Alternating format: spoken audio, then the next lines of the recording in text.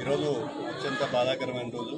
9వ తరగతి చదువుతున్న మహేంద్ర అనే కుర్రోడు స్కూల్ కన్స్ట్రక్షన్లో ఉన్న స్కూల్ పైనబడి చనిపోవడం దురదృష్టం. గత నెల రోజుల ముందర ఇక్కడికి రావడం జరిగింది. మన శ్రీధరన్న ఎమ్మెల్యే శ్రీధరన్న గారి దృష్టికి, ఈఓ గారి దృష్టికి తీసుకొచ్చి ఇక్కడ నిర్మాణం సగం నిలిపివేయడం కరెక్ట్గా లేదని చెప్పాం.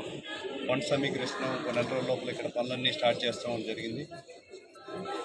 గంటల వ్యవధిలో అప్రమత్తమైన అధికారులకి, మా రూరల్ ఎమ్మెల్యే శ్రీధర్ రెడ్డి గారికి, అదేవిధంగా మంత్రి గారు కూడా స్పందించి వెంటనే వారికి నష్టపరిహారం అందించారు.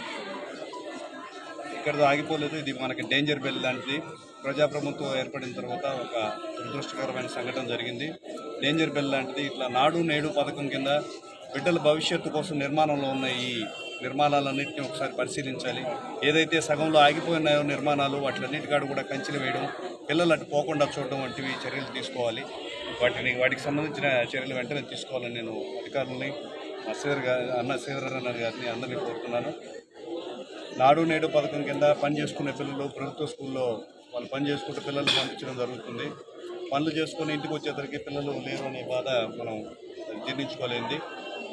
వాళ్ళ భవిష్యత్తు కోసం కలలు కానీ ఇక్కడ పంపించారు. ఆ భవిష్యత్తు ఇక్కడికి ఆగిపోయినట్లు అనిపించింది.